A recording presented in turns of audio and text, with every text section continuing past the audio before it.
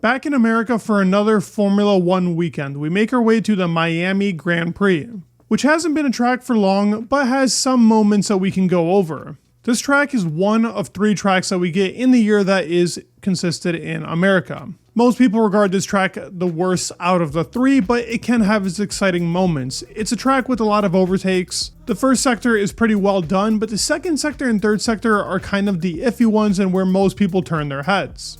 It's a track that drivers actually rate pretty highly. They don't dislike the track, but fans themselves are not too huge on. I think that's mainly to consist with us having 3 Grand Prix here in America, and when there's so many other replacements like Sepang and other beautiful tracks that we could go to, Miami is definitely not a standout one. While I do have a fond memory because this is the first track that I've ever visited and seen F1 cars in person, it does make me like the track a little bit more, and that experience was amazing. Obviously, I'd love to experience that much more in COTA, which I can hopefully go to this year, or if I'm able to go to any of the European races, which are my favorite races on the calendar, I would much more enjoy that. But Miami was a good Grand Prix to visit for the first time. As I said, the 3 sectors in Miami are all different. The first one consists of high-speed corners, and finding traction here can be a little tricky, but most of the lap is made up here.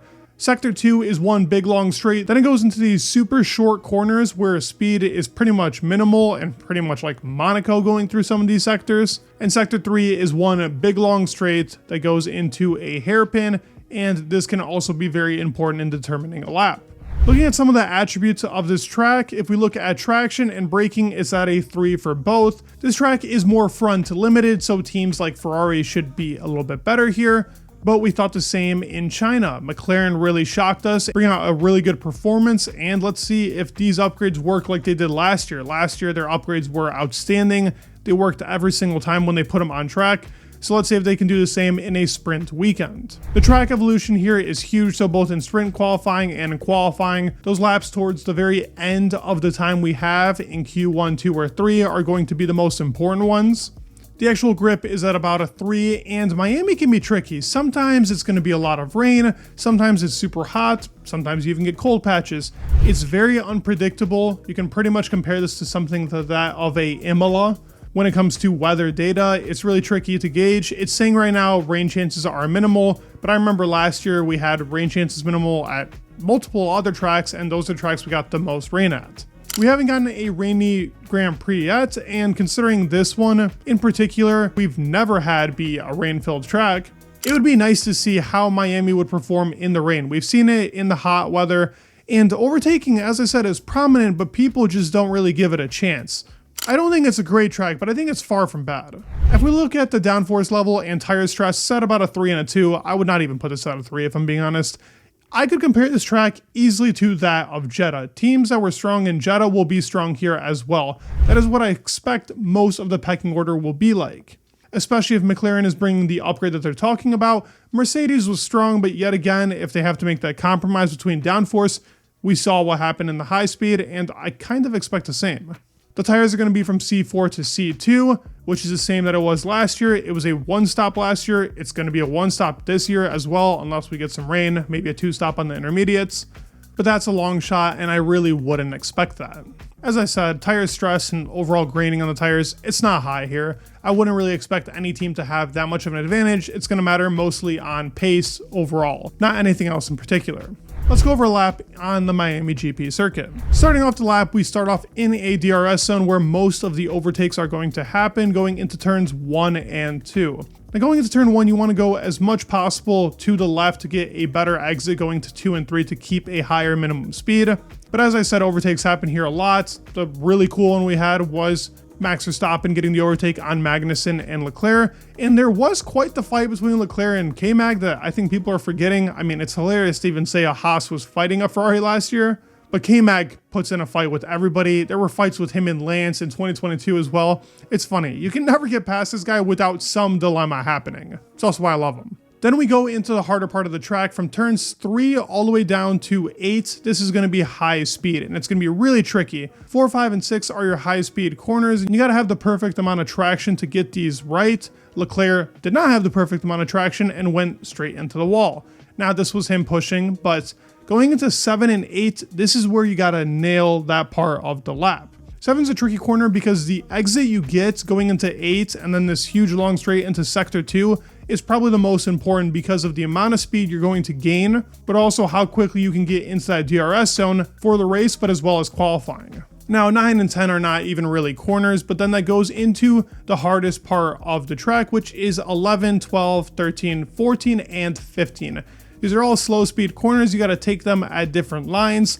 It's pretty tricky and traction can be tough here. This is where the car feels really loose on the rear end, but so much lap time can be gained, especially through 14 and 15 because of how slow it is. Now the exit you get on 16 matters a lot going into that straight. We will see overtakes there happen a lot. I forgot to mention that turn 11 as well is going to be a huge overtaking zone, but that huge straight going into that hairpin into 17 will also be huge overtakes as well. And we'll see really high top speeds here. That's why they're going to go for a more lower downforce wing so they can get that top speed, but it'll be tricky through the slow speed sections. After 17, we go into 18 into 19. Traction can be tricky here, but if you nail that, then you can go into, yet again, the start of the lap where overtakes tend to happen because of the DRS zone and how you go into that corner. Now let's go into the predictions that I have for the Miami GP. As always, it's going to be the best teams, the worst teams, and my top 5 drivers. The best teams I think are going to be pretty simple here. McLaren's bringing upgrades, Ferrari's been good, Red Bull's been dominant. There's your top 3. Red Bull, Ferrari, McLaren in that order. I do think Ferrari and McLaren are going to be interchangeable. I think only because of the hot weather, it's possible that Ferrari will be faster than McLaren, but they were really good in China, and I want to see if that same form continues here in the Miami GP. The worst teams that we're going to have here, Alpine is going to be down towards the bottom. They did perform better in China than I expected, but they're going to be down here towards the bottom. Williams says they're going to be better here. Do I believe it? I do slightly, but for them to be better than any of the rest of the teams that I do think have a bit of a pace advantage, I don't think that's going to happen. Now, the team that's like the third worst, it's tricky. It could be a toss-up between Racing Bulls, Sauber, and Haas here. But I do think Haas is going to perform really well with the huge straights, and I do think Racing Bulls is just going to edge out Sauber, who's really not that far off from those two teams. But the tire wear on the Sauber hasn't been great, so I'm going to put the Sauber in the third worst team. But let's go over the top 5 drivers of this race. Now it's going to be a toss-up. I do think Aston Martin has a possibility of getting themselves in the top 5, but I'm going to tell you this. I think there's not going to be too many DNFs and crashes here. I think it can be a fun race overtaking-wise between the top 3 teams, so let's go over it. To start off my top 5, I'm going to go with Lando. Oscar doesn't have the edge yet. I made a whole entire video talking about the tire problems he's having, and while this track doesn't have that much tire stress, and he was good in Jeddah, I do think Miami is a different type of Grand Prix, and Lando will have the edge over Oscar. But now going into the top 4, I'm going to put Carlos Sainz at number 4. I do think Leclerc is going to edge him again in this Grand Prix. I'm going to put Checo at number 3. Not very far off from 2, but I remember last year he had a bit of tire wear issue, and he should have beaten Max considering how high up he was. It hasn't really been a Grand Prix the past 2 years that he's liked. He lost to the Ferraris the year before that. And in 2023, Alonso even gave him a challenge for a little bit. So it's not necessarily his favorite track, at least the way that he drives it, maybe because of the wide corners and how you got to go on the exits. With that being said, though, he is driving a Red Bull, and I still think he's going to perform highly here and be on the podium. But at number 2, I'm going to put Leclerc, and at number 1, I'm going to put Max. And I'll tell you this, I think Max is going to dominate here. It's one of those tracks that suits his driving style, especially Sector 1. Now, while Leclerc is really strong here as well, I don't see this as a track that I think he can catch Max. This car is just too strong on a track layout like this with those downforce levels and the traction, where he could have a chance if it's blazing hot, if tire grinding starts happening to the front of the tires. That's where Ferrari is stronger than the Red Bull, and we'll have to see if the compromise there can help Ferrari out. I don't know how much it will, but we'll have to see. Unless there's a DNF, Max is winning this. I'd love to hear your thoughts down in the comments below. Please leave a like, subscribe, it'd mean the world, and peace.